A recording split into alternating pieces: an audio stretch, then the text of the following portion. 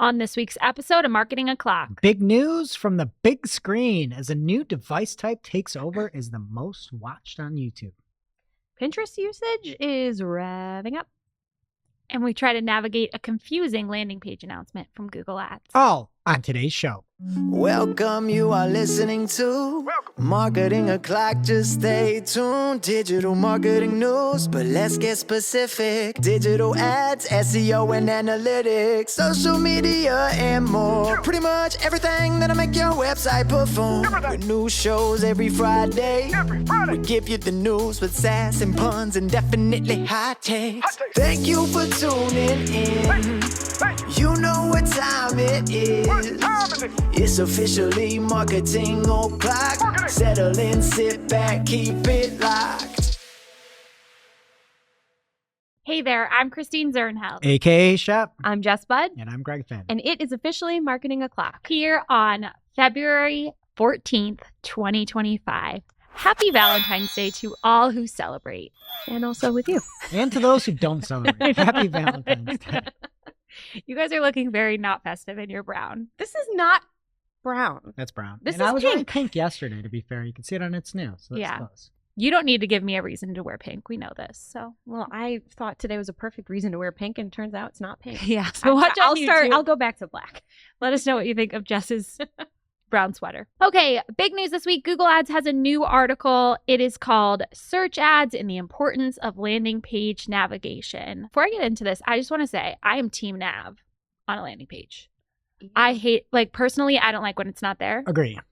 User experience. As an advertiser, I'm team truncated nav. Yeah, sure. But I don't like when I'm just in the middle of nowhere. I feel like I don't trust the website. If I can't get back to the homepage, I am pushing this one client. I've always pushed them to add the nav to their landing page and they didn't want it because conversion rate showed that it hurt, but I just like it. I can't help it. Yeah, sometimes you need to explore a little bit more. I know. So in this article, this is a little excerpt here that I found interesting. Have you ever clicked on a link and ended up not quite where you expected and with no easy way to find what you need? It can be frustrating to click on a search ad and land on a page that doesn't match what you're looking for and is hard to use. For instance, if you click on an ad looking for a login page and land on a promotion instead, a good experience depends on how quickly you can find the login page from there. It's not easily accessible. You'll probably return to Google search and try again, and that's not time well spent. I don't want someone looking for a login page to click on my ad. Right. That was the first thing I thought of. It's Same. Who is running this ad account? This is a problem with close variants and PMAX showing ads when they shouldn't showing. This is not an advertiser problem. I've seen it in search themes before we had brand negatives. Brand name login in PMAX. That's the problem, is they want to send more of our current customers to ads and have them log in there. That is not what we want. It's the opposite. So this is really Google's fault, according to Shep. You don't think so? That's what your argument sounds Yes, like. I think it's Google's fault. This should not be a problem. I want to exclude anyone looking for a login page from my ad. Don't use PMAX. Who would read that example and think that was a good example? Yeah, to that's a use? bad, No, that it's- will I read happen, it. but that's a bad example. The worst example ever. They could make their case so many other ways. Yes. Yeah. So many other ways. But they don't know because they don't understand advertisers. They don't care and they just want us to spend more. And they don't understand their product. No, they don't. So The whole point to what Shep is saying, if you let people choose what keywords to show up for, and then choose a landing page, this wouldn't be an issue. Yeah. I didn't think about it like that, Shep. You are 100% on the nose. And again, I like navs, but not for the reason of finding a login page. Right. No. Okay, so basically the point of this article is they're rolling out a new system that is going to combat this problem. And it was kind of confusing to read. Somehow hurt people who don't have a nav on their landing page, but it was pretty unclear, right? Yeah, so they keep saying relevancy over and over again, which I understand. But my question would be, is if you have good relevancy, or again, even the search query to that landing page, and the landing page doesn't have a navigation, then what? Mm-hmm. And it seems like you're going to get dinged Yeah. according to this. Without a navigation, Google deems the landing page less relevant and shows the ads less. Another question I have clients who have like the business logo in the left-hand corner and it takes you to the homepage, but it's kind of unclear. Will they be penalized? I DM Jenny to ask. I don't know. Like a footer nav, Yeah. something. They also went on to say, they talked about the example Shep gave and said, as a result, we're now able to show you fewer ads like this, reducing these types of negative experiences for people searching on Google. So when I hear that, I think of like what happened with ETAs and RSAs that came out, where basically like ETAs just kind of, they just kind of like stop showing, like stop having impressions. So I'm assuming if you're sending people to a navigationless landing page, you're going to stop being served as much. Mhm. So then it makes me think, how are we going to know this? And I wonder if this element, there's always landing page experience within quality score. Would this be a part of landing page experience then? Because that would be very helpful if all of a sudden a user can see, so an advertiser can see, oh, my quality score dropped to a 2. Yeah. Shouldn't it have already been part of landing page experience if like it's really so bad? It's just weird they didn't talk about that in here, because I feel like you need to alert people as to this is why something is happening. Yeah. In some ways, it's like this article was written for people who use Google and not 100%. advertisers. Oh, yeah. And I wish that we had more clarity. I don't know why it's on the ads and commerce blog. No clue. Yeah. So that was a weird one, but you might want to add that nav to your landing page if you haven't already. And we've got other big news. YouTube did their yearly, I don't know if I call it State of the Union, but sort of their big vision board. And thank goodness now they always make all these little videos in short format. And that was one of the funniest things that's ever happened in my life, is when they, about 3 years ago, Neil Mohan did the shorts, and he had to do it in a minute. And it was the most chaotic video ever. And then we made a documentary about it. God, I'm sorry. They fit 6 different things in 1 minute. Now shorts can go up to 3 minutes. So this video is a little bit better. A lot of what they talk about is absolute nonsense. They're like, YouTube's going to be the epicenter of culture. And this, I had to read this multiple times. They're like, YouTubers are becoming the startups of Hollywood. What? The startups of Hollywood. Like, that's the number 2 takeaway. Yeah, they're called creators. Yeah. Yeah. I don't know. Okay. The biggest thing and the reason why this is in the main news here is because Shep, out of everything that you've heard I'm scared. from, you want me to do it to Jess? Jess. Oh, God. Okay. Yep. You've been listening to the show religiously. Out of everything that you've heard, what is Google or YouTube really focusing on out of all their different products on YouTube?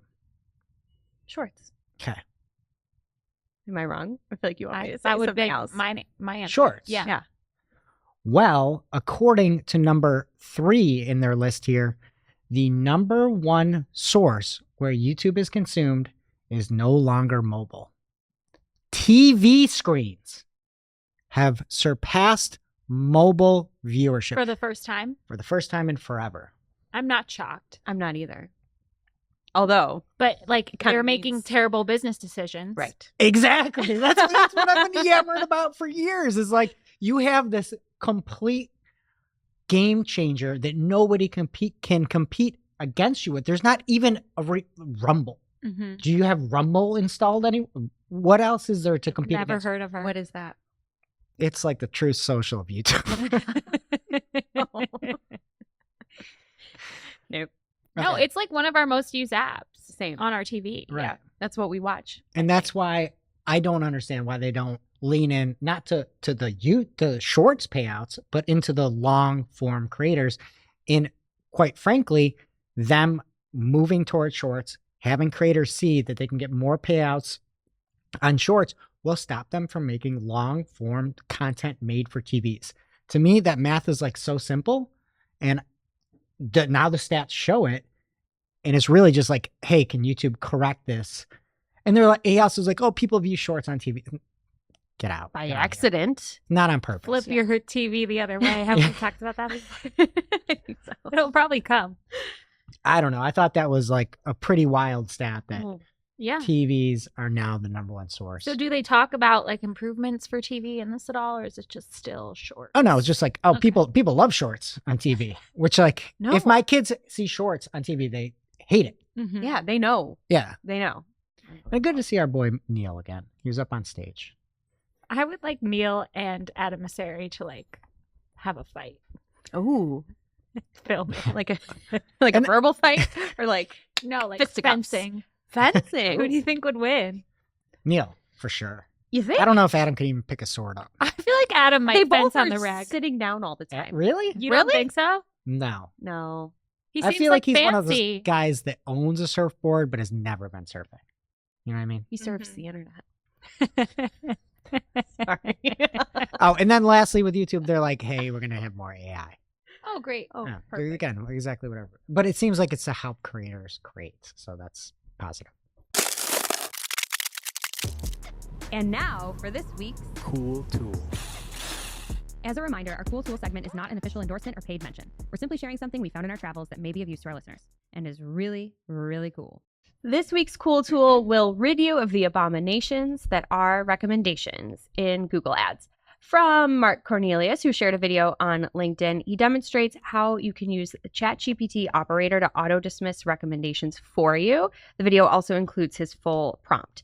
He does note that it's not super fast yet. There's still some hiccups. The thing is new. But even so, it is still a time saver and should only get better. In his post, he also mused about additional opportunities for automation around auction insights, search terms, and more. It sounds like he has some good ideas. So hopefully he will keep playing and keep sharing. I love it. As always, we'll have the link in our show notes as well as on Discord. So pick your poison and check it out. Now it's time for this week's Take of the Week. This is a #fire digital marketing take with extra spice served up for you. We simply deliver the take for your consumption. We give no opinions. We don't influence. You make the call. This week's Take of the Week comes from Boris Besserik. At Boris Besserik. Do we know how to say his name? I should know. You've never said Besserik. We've said Besserik. Besserik and Beckerick. Boris, I apologize. Please You're let a us power know. listener. I know. And he is one of the good PPCers. Mm-hmm. And he had a tweet, X post, that said, observation, roughly 70% of people working in PPC aren't really all that good. The barrier to entry is low. To get gigs, the only requirement is to know slightly more about PPC than the person hiring you. I can't believe he's got 30% being good. I know. After the stuff that we see and we audit, It's truly That shocking. is an approximate, right? I mean, I guess good has a bit of a sliding scale to it. Sure. I would also say Sam Tomlinson, Digital Sam I Am, also had a good follow-up saying that that's similar to all industries, which is like something I firmly believe in. Like just because you're a doctor doesn't mean you're a good doctor. Yeah. The majority of doctors are bad doctors. Just because you're a therapist, just because you're this, doesn't mean that you're good at what you do. You have to actually try. You have to be different. You have to be better. So that was what Sam had said, which I agree with. There's probably 5% that are great. Not even. Yeah. Most of them listen to the show too. We've seen some shocking things. A lot of people just think they know things and they don't. And if you can convince someone hiring you, then you're in. Yeah, but we look at accounts from big agents, like we talked about last week. Shocking how bad people are. The 95% of people are.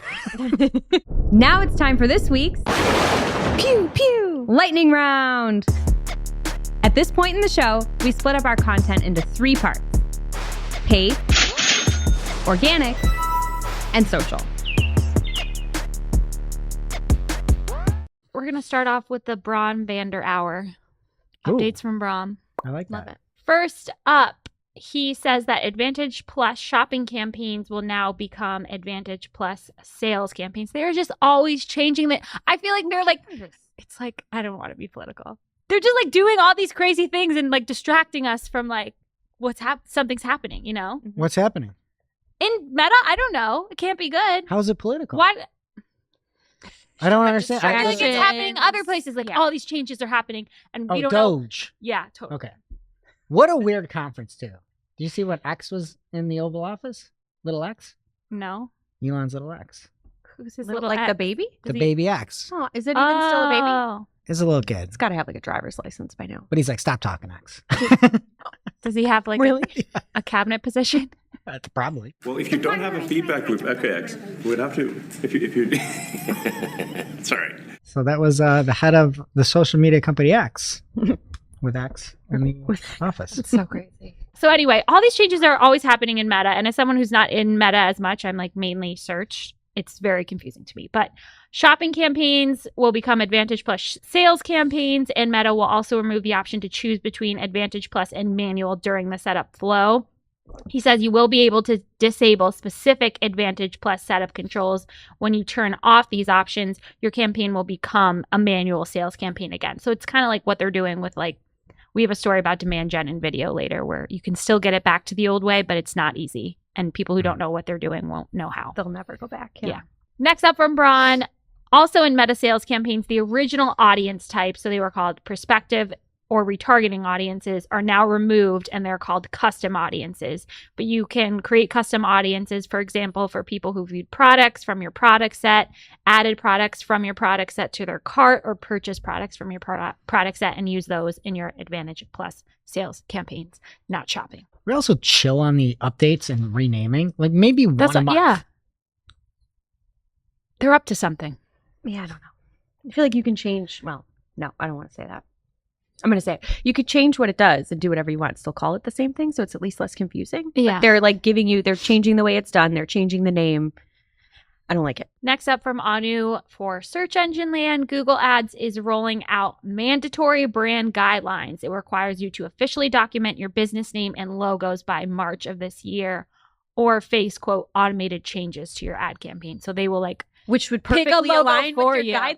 That I doesn't don't make any sense. hopefully. We did it for our the one campaign. We have a lot of smart shopping. Yeah. Or basically PMAX campaign with just a shopping feed. That was my question was, so it's at the campaign level? Yes. You should be able to do it for your account. That would be real nice. Oh, no. It's account level. I'm sorry. didn't see it in one account I checked today, so I don't know if it's rolling out. Some of ours have it. Yeah. I haven't seen it across everything. You'll get a big blue notification on there. And I do think it'll be helpful because when you're doing something like PMAX with a shopping feed only, you literally can't update anything else or it will force you to update everything, right? And if you're trying to make a product feed within PMAX, I hope I didn't say page feed before. Did I say page feed? No, I think you said product. Okay, so if you're trying to have a product feed in there, the minute you update your business name or logo, then you have to fill everything else in. So for anybody running a formerly smart shopping, just a feed only, product feed only, PMAX campaign, hopefully this will make it look better. Yeah. But it also, if you're running like a lot of stuff or multiple companies in one account, this is going to be bad for you. You're going to need to set up an MCC. You need to have accounts for each because you're going to have a mandatory brand I hadn't thought about per that. account. So a lot of people try to sneak around and be like, oh, this is something different. I'm going to try a different company name that's, if you have a few different trademarks, people would test that. And now you're going to have to lock it in. Next up, Anthony Higman made a Higman. joke that I think Jess has to explain to me. Oh. He said, I want my keyword matches to make sense. The keyword was criminal defense attorney and the phrase match and the search term was MTV law. I want my MTV. Is it- That was a test. That was slogan their guideline. tag- Actually, Right, it like- sounds familiar now. But Do you I work don't- for I don't know if MTV it's law? LOL. No, Have you ever worked for MTV? not their law department, but yes. Yes. Yes. I was an employee of Viacom. Have you ever met anybody from, say, the Jersey Shore? Yeah, several. Should I tell the story about the situation? What situation is the story about? Okay, so this is funny. So there are people in this room right now, I think, that don't even know what the Jersey Shore is, or it was like in the 2010s era. Yeah, and it I was a watched reality TV show. Jersey's. Yes. Not at this table. Jersey's, yes. Hey, you talking about Jersey? Me and my friends are from Jersey. Some really fun people, but one of the guys, Mike the Situation, was like this, I don't know, like a super bro dude and stuff on the show. But then in real life, when I met him, he was at like a fundraiser event and we were in the green room and he opened up his, we'll call it like a briefcase, almost like a side bag. And You're going to he's- call it a purse. I know what you're gonna I call it. was going to call it a purse. He opened up his giant purse, bigger than mine, and he started pulling out like multiple devices. He pulled out a laptop, he set it down. He pulled out like, I think PDAs were a thing at the time, set that down. He had like a flip phone, set that down. And I think he also had a tablet or another computer or something. He was pulling out multiple things like Russian dolls, right? And I'm just kind of looking at him because I'm not going to speak to the talent. I'm just there to get water if they need it. And he looks at me and he goes, You never know when the resistance is coming. Wow. Yeah. What? But then didn't he go to jail for like tax evasion? That's or what I'm something? saying. MTV Law could be its own attorneys. Like, they need representation. Multiple of the Thursdays have gone to jail, right? Multiple jurisdictions. Yeah, for various things. His, I think, was. The I mean, most Teen serious. Mom is up there too, and Yeah. of MTV lawyers. Yeah. needed. Yeah. Janelle by herself. And they should hire AdSquire. That's a good tagline. It rhymes even. I also like you never. What was the exact word he said again? You never know when the resistance is coming. It's like the resistance is probably gonna have EMP too, brother, and all your devices are gonna be just cooked. Like the resistance is like It's like, I can fight you because I can go online. I'm connected. I don't know. I was I've got like, my BlackBerry. I was like 22 years old at the time. I'm like, what do I say to this man? I'm scared of him. Yeah. Vinny was really nice. He was a mama's boy. Yeah, you never do know. All right, worst Jersey Shore member. I would say Snooki because she was being like kind of a high maintenance bee. I don't have to take your I'm from Jersey. But turns out when I was interacting with her, she was newly pregnant. So she was kind of mad that she couldn't take a smoke break when we were shooting a Cheez-Its commercial. But I didn't Wait, know that but that she was was why. And I pregnant? had to like go get her Tylenol. Yeah. So to it's be like, fair to to be her, fair, she's nothing goes better with Cheez-Its than a Mar bread. Wait, and not to mom shame, but she couldn't take a smoke break because of timing or because you're not supposed to smoke when you're pregnant. Dino went up to the roof to have a cigarette and she like couldn't go. Oh, She's and like, Snooki I have was a headache. jealous. And Got Snooki it. was Okay. jealous, which like none of us knew at the time. Maybe some people, it was above my pay grade. I didn't know she was pregnant. And I just thought she was being really difficult and I was mad about it. Poor Snooki. I know. She's fine. She has more money than any of us. Yeah, I hope. she deserves. May the have money. squandered it. Are you talking about my family? Oh God, I don't want to talk about this story. Mike Ryan found this terrible story in Adweek. Google and Amazon have unintentionally served ads on websites known to host CSAM. Look it up. I'm not going to spell it out for you. This affected major brands. It's sites you don't want to be on, okay? Yep. It affected major brands like Sony, Pepsi, and the NFL. So it's display placements on sketchy websites. The analysis reveals that 40% of examined ad accounts had connections to these disgusting sites, and impressions were rare, and they stopped in July 2024. But, this is obviously a red flag that people should look out for, and seems like a big problem on Google's part. Yeah. Why is that inventory available? Shouldn't be. Mike Ryan says, "Hey Google, clean your house," and then goes on to say advertisers around the world were made unwitting accomplices to the monetization of CSAM friendly websites. That seems illegal. Yeah. First off, how are you having a CSAM friendly website? Yeah, shouldn't you just? You can't have a CP friendly website. You go to jail. Yeah, shouldn't you go to jail? Yeah. That's like the weirdest way to put it. Like, I don't know. I don't know. Gross. So Mike Ryan says we should support organizations like Check My Ads Institute and read reports like this one and exclude questionable placements at the account level. But you should not. That should be a have to. no-brainer. You should Like, not have to. you shouldn't have to opt out of CSAM. Julie Bacchini got an email. The headline is "New video enhancement launching in your existing demand gen ads." It should say "New video enhancement launching in your existing demand gen ads without your consent." They are rolling out this new feature. It will create shorter versions of your videos for shorts. And Oh, yeah. I just heard automatically- that mobile is really overtaking Yeah. TV screens. You're going to automatically be opted in unless you opt out. So if you get that email, check it out. Next up from Adrian Decker on LinkedIn. Oh, he's back. That's how I got banned. From On LinkedIn? Yeah, I was trying to look He at it. disappears every once in a while. I know. What- I think he posts too much. That's a thing? I don't know. Why People don't are they asking just why I got banned. And he Stop just them said- from posting I don't know. instead of banning them. Maybe it's engagement baiting. I don't know. I don't know why you'd be banned. He says Google Ads is pushing YouTube into demand gen. So Joey Bidner actually found this, that when you're setting up a new video campaign, Google Ads will automatically default it to demand gen, and then you have to manually switch it back. So they're really trying to make demand gen happen. I'm here for it. I was talking to a client the other day. When you had video ads, you could use audiences. You couldn't use lookalikes. Demand gen now is the only place you can use lookalikes.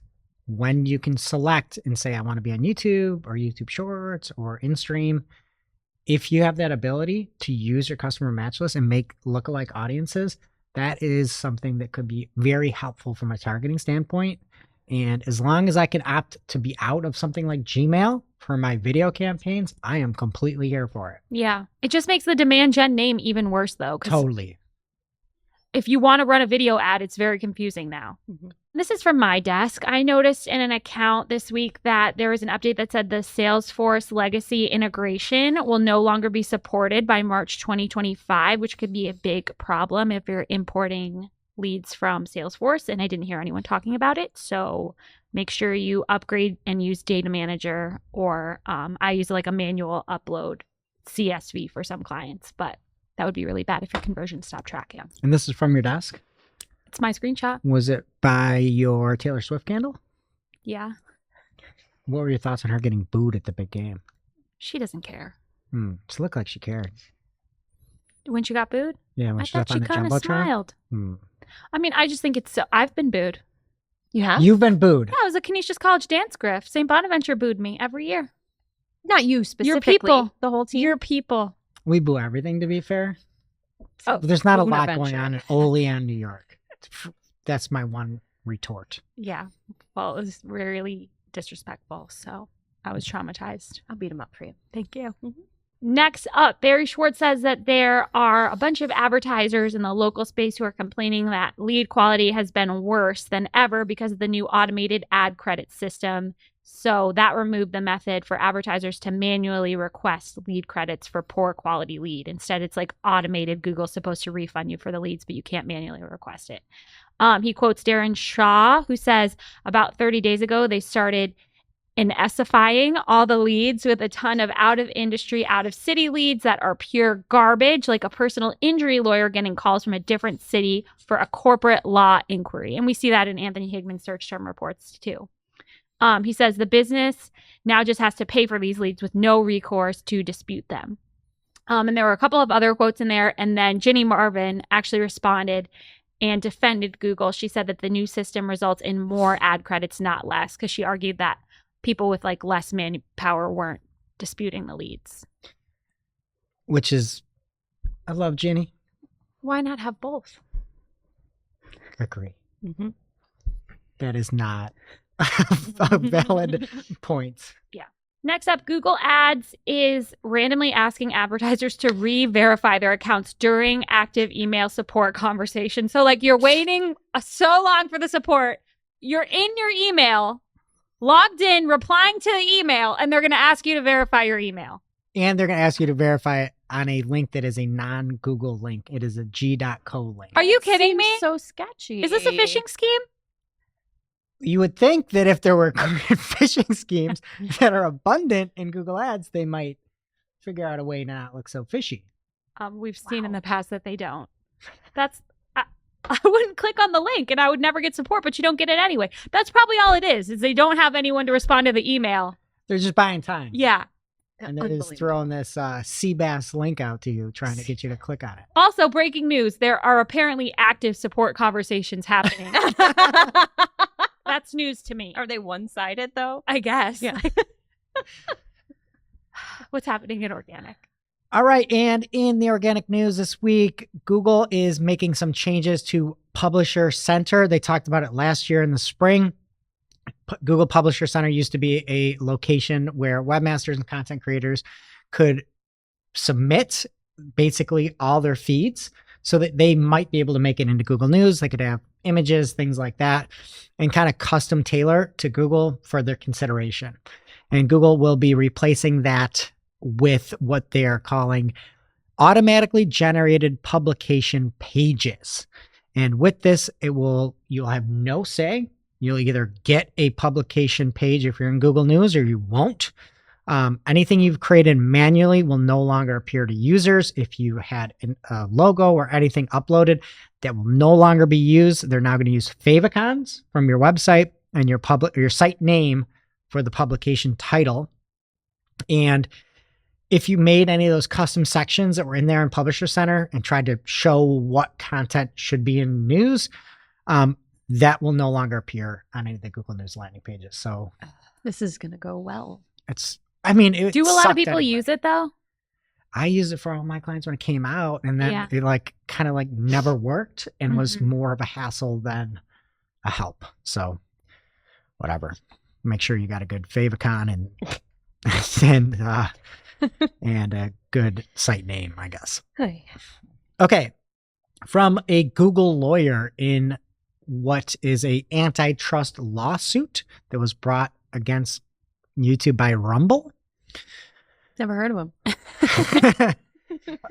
Apparently, allegedly Rumble was saying, hey, Google's favoring YouTube, things like that. The Google lawyer said that less than 1% of YouTube views come from search, which is, again, Google speak. That seems like it could be right. Like if the majority of users are watching on TV screens, they're not searching. Like I would imagine the app usage is very, very high. But also, you're just saying like a number or percentage, not a number. That's valid. Right? Like, what is that number? Is it Could be huge? You're right. We get 1 billion, referrers from Google to YouTube. That's a meaningful number. But again, less than 1%. All right. From Sam Altman and OpenAI, ChatGPT search is now available to everyone on chatgpt.com. You do not need a sign up required. You can just get there. And Sam Altman retweeted X'd it and said, make search great again. Your thoughts, Shep? Just keep doing your thing, Sam. No. Okay. He had another funny tweet too. I don't know if that's funny, but he had another good one against Elon that Jess is going to report on a little bit later, right? Oh, they're not getting along? You're going to report on it a little later. I sure am. Okay. We'll see how this goes. Stay tuned, folks. All right. Bing is allegedly dropping AI labels from AI answers. I didn't see in the examples that Sachin Patel had found, it's over on Search Engine Roundtable, the AI notification that he was talking about, but there are some like thumbs up, thumbs down that Bing is removing.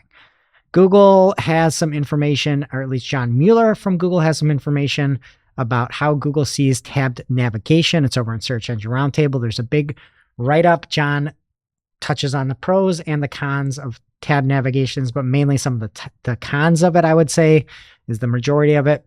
And essentially making it easy for the people can not like the fact that they look for something, it is on the page, it is in the tab, and they can't find it. But then goes on to say they also don't want to arrive on a long page and have to scroll to find content. Morty went off for like 5 minutes on its new. Do you really care about this?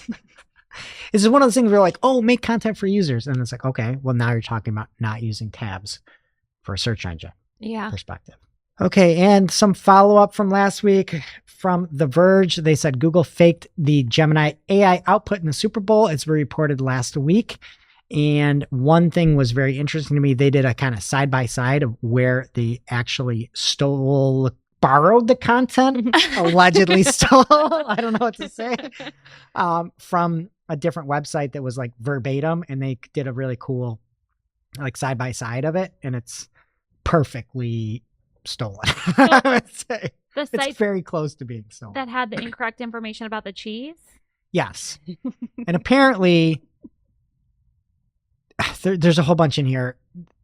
The biggest thing that they said about why they removed the incorrect detail, a Google spokesperson, Michelle Winman, told The Verge that the business owner suggested having Gemini rewrite the product description without the stat.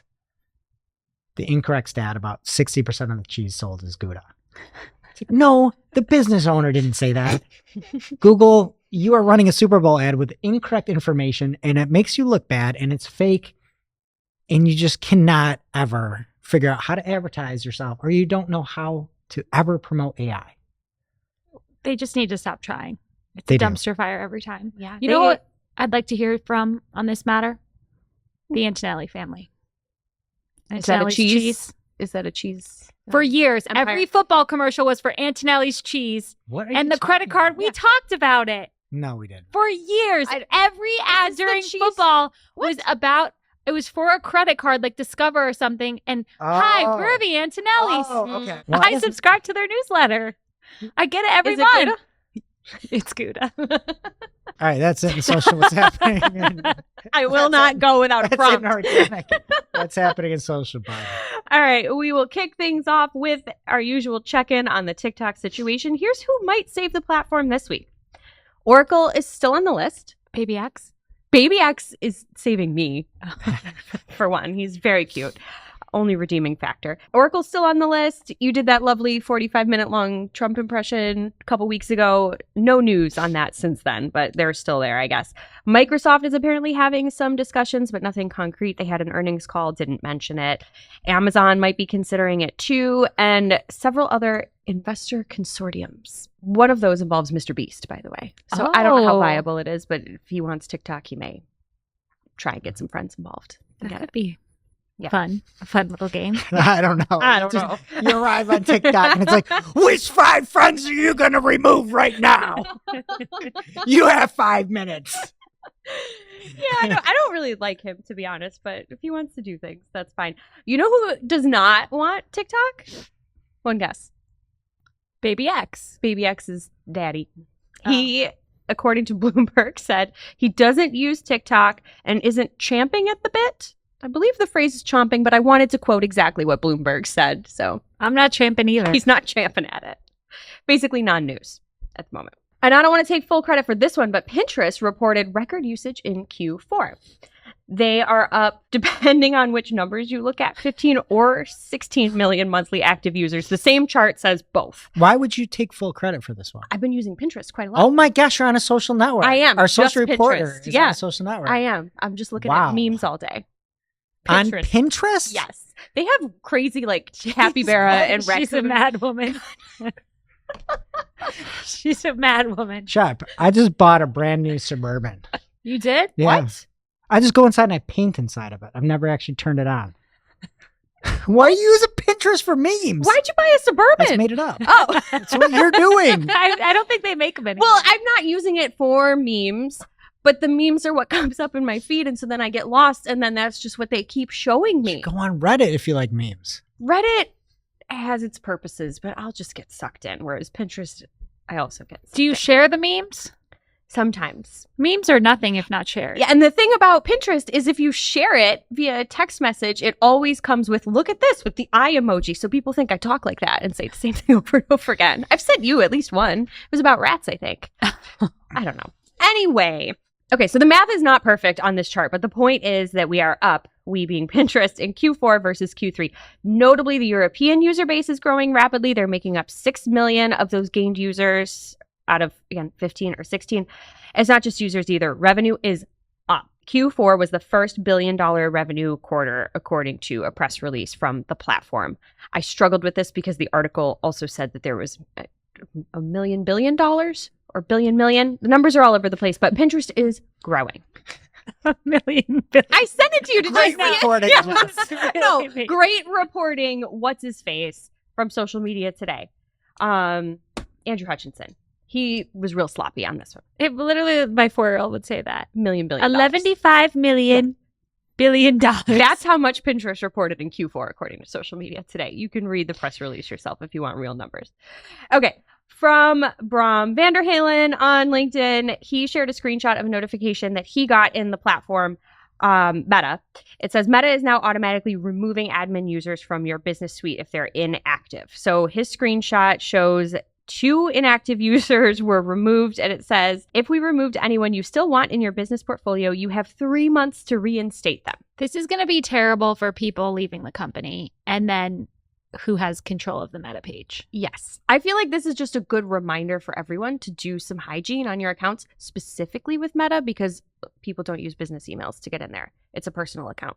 So you should be checking these things. Have it as part of your offboarding process if you get rid of folks. But I also just feel like 3 months, if you're giving people 3 months to decide if they care about this person, the only time that would maybe matter is if someone's on extended leave. Yeah. But if somebody's inactive and you don't reinstate them for up to 3 months, that's just a long time. But you need to have like backup people. Like 100%. Greg is not in our Meta ads account, but he needs to be on it because he owns the company and like needs access. Yes. At multiple levels too. It's not just business manager. Then you have to assess, like there's a lot. It's a messy place. You should look at your accounts. If people are being removed, maybe there's a reason, but. Are you in Meta ads? Sorry, I shouldn't speak for you. Yes. Oh, sorry. I stay away. Yeah, as you should. It's a wild place. Meta is also automatically removing some of their team, apparently. They announced last month that they would be laying off 5% of their workforce with a focus on low performers. But this week, Business Just Insider... kick a man while he's down. Business Insider reported that several Meta employees who said they received positive performance ratings in their mid-year reviews had their jobs cut on Monday. So it is not just low performers. Apparently, they're cutting jobs. It's very sad. I'm sorry. It is very sad. Just put it, I'm laughing. You're kick a man while down. imagine you're applying for a new job. Your last job was Meta, and they put in the news article that they only remove low performers. Well, and that's why these people are mad, because it was apparently Yeah. like widely known that it was about low performers. Okay. So when people with at or above average ratings on their actual performance reviews got cut, they're like, this looks bad. Now I'm going to go apply for another job. And that's the headline people see. Like, they're going to have to fight. They're going to have to do better They're than getting just convincing gaslit. someone they're good at PPC. Reddit announced a partnership with the finance company Intercontinental Exchange to allow them to tap into real-time platform data. You can look at Chatter and Reddit trends. So they will allow Intercontinental Exchange to build new tools aimed at rethinking and improving portfolio organization and yada, yada, yada. Basically, they likened it to social listening to get a sense of brand sentiment, but more to be used for market analysis. It's kind of They need this interesting. for like meme coins. What are those? Are they on Pinterest? It's just like, crappy crypto. I feel like people would be talking about that on Reddit. Well, I So feel like actually, it'd be this is like a huge, yeah. good, yeah. It's like you need to know what's happening with Fartcoin if you're going to invest or not. I cannot believe that's a Or thing. Buttcoin? That is a thing. Is poop coin a thing? Probably. I don't know. Yeah. Sounds like a Coin. good investment. Bitcoin would be funny because it rhymes with Bitcoin. I know you have to bleep me. They but are. you know what I'm saying. There's that. Finally, BuzzFeed released an anti-snarf manifesto. I had to Google snarf. It's not just that chubby guy from that. What is it? He-Man? Do you know snarf? Yes. Well, stakes, novelty, anger, retention. Oh, I didn't know it was And an fear. acronym. Thank you. I didn't either. Do you know who authored that actually? No. Skeletor. Okay, so it is a He-Man thing, right? I think Snarf? so. Anyway, it's very, very long. There's a lot to read that says nothing, but the grand reveal at the end is that BuzzFeed is planning to create a new social media platform built specifically to spread joy and enable playful creative expression. Good It's luck. a Thundercat. Actually, I was wrong. Thundercat? Yeah. Is Snarf? Snarf. Snarf's a Thundercat. Either way, I didn't know what it actually meant. Good luck, BuzzFeed. And that brings us to our real life segment, straight out of our accounts and into your ear holes. It's time for Working Hard or Hardly Working, where we talk about what's going on in our IRL work, good, bad, or otherwise. I'm going to say two things because the one thing I don't remember if I've already said. I have a client who we've always had like the flat monthly budget, and this year we convinced them to pace the budget based on the number of business days in the month. It's B2B lead gen. And January and February have both been so fantastic because we had more money to spend that we're not going to spend in November and December. So I'm just so excited about it. Monthly budgets make no sense when they're static like that. Also, I asked for the beta for device exclusions for PMAX and I got it. Yay, congrats. Yeah. And I'm just so excited for lead gen. So reminder that is out there and you can ask for it. Jess? For me, I'm going to call this a hardly working. I didn't think you could even record on Google Meet. Then I Googled it and you can, but you have to have a specific level of a workspace plan and an admin needs to enable the functionality. I was like, oh, we could just turn this on. No, we don't have a high enough plan. It's very expensive to get there. And really all it does is record and save in your Google Drive. So I don't understand why you can't just give me that functionality. We're already paying to use your service. But Hardly you get working. Gemini too, So what? so you can figure out about cheese. That's what I need in my life. More cheese and more meeting recordings. I know about cheese. Clip that. All right. And for me, I would say something that is both working hard and hardly working. We had an in-person client meeting. I was talking to Barry Schwartz before. I'm like, yeah, we got to get this done. I got to shoot out of here. And he's like, in-person meeting. It's like, I haven't had one of those in a long time. And we were driving up to go meet with the client. It was a long drive. We were rocking out to music. And I get to go hook my computer up to the HDMI in the conference room. And all of a sudden, it starts blaring 80s music went out of my computer when I plugged the HDMI in. I've never seen anything like it. Because Spotify? Oh, it just so like listen. restart it? Or turn it on? Just started playing the midnight. The only place I could ever think of that I've played it is Spotify. but I have in the past had Amazon Music account. I wouldn't see it on YouTube. But anyway, I started playing, immediately mute my computer. But like the president of the company is in here and it's blaring this 80s music so that I get the HDMI to 2 on the TV. The music starts blaring out of the Oh my TV. God. And it's like 80s music, like heavy saxophone. Oh no! You know? Why am I listening to that? It's a midnight. It's amazing. And so I was like, I recovered pretty well. I'm like, well, that was actually it, the whole presentation. Like, got some laughs. Depending on the client, it could be like a great ice and the song. Yeah. Yeah. It could be a great icebreaker or it could be the end. But I think that is like the value of an in-person meeting is those moments like that. You don't get that you talk about the weather when you hop on a Zoom. Like you have I those agree. nice humanizing moments. Okay, so I'm gonna recap it all here in a minute. But the in-person meeting was just phenomenal. There are people we talk to every single day, but like we don't get to talk to the president all the time, and he's out there talking to the owner. Like we got so much done. I feel like we made so much progress since that. Just like really thinking, reconfiguring goals and all that. And by the end, we just don't have a lot of FaceTime with it, with like some of the higher ups. And I think that's something you always want to remember is you might, if you're at an agency, you might have your day-to-day contacts, but it's really important to make sure that you're connected to the people that are like making those decisions. Because by the end, we're like, he's like, I bet you're gonna want to spend more money. I'm like, no, we don't want you to spend more money. We want you to spend it smarter. We want to try here. And he's like, approved. It was just very awesome. Now, the other funny thing is we were listening to pop music on the way up. And when we like pulled into the street, like Pink Pony Club came on and we were rocking out to Pink Pony Club. What that means. And I don't know how that did. I would have died if I plugged my computer in and it's like, at the Pink Pony. I would have died. I don't know if I could. It would have been so funny. I don't know. Yeah, You don't know Pink Pony Club? Of course not. It's Eliza's favorite song. It's about a stripper bar. Oh, You would like it, I think. Liza loves I it. probably would now that I know what it's about. See, Sam. She doesn't know what it's about. Now it's time for this week's ICYMI. ICYMI people. This is something you just might not have seen. Maybe something that you overlooked, but you shouldn't have. ICYMI people, Selena Naomi Patel noticed this week that Google Ads has a new feature in the keyword planner that will auto-organize keywords into ad groups for you.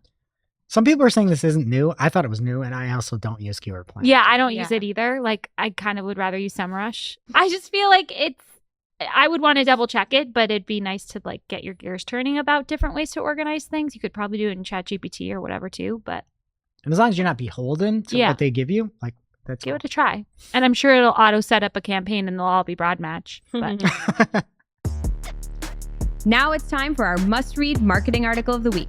An article so advanced, so in-depth, so detailed that we simply cannot cover it in its entirety on today's show. This week's must-read marketing article of the week comes from Maggie Humphrey over at Cypress North. Hey, I know her. And she has a very helpful guide called How to Use a Supplemental Feed in Google Merchant Center Next, a step-by-step.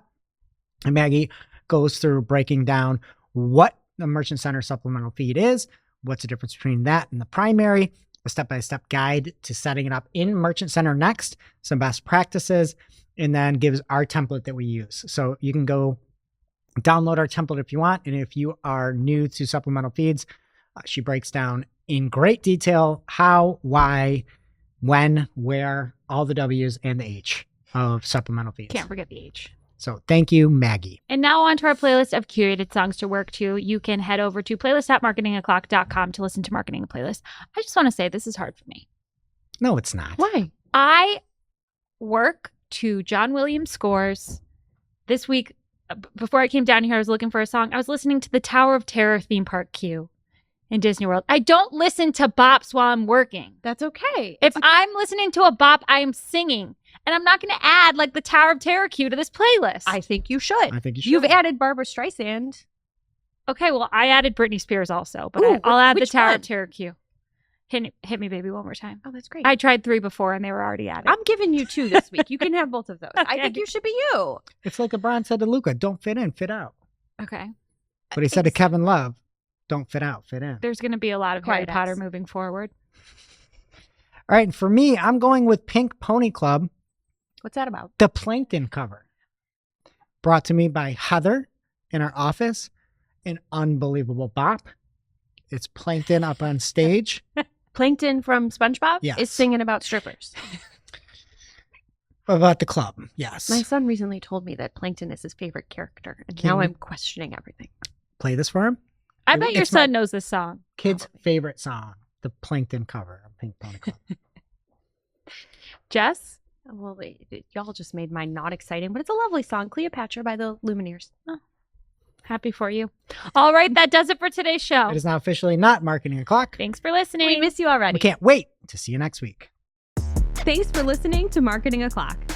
If you're looking for more information on today's topics, head over to marketingoclock.com/newsletter to receive every single article we covered. We share the news as it breaks in our Discord community. Head over to community.marketingoclock.com to join. Keep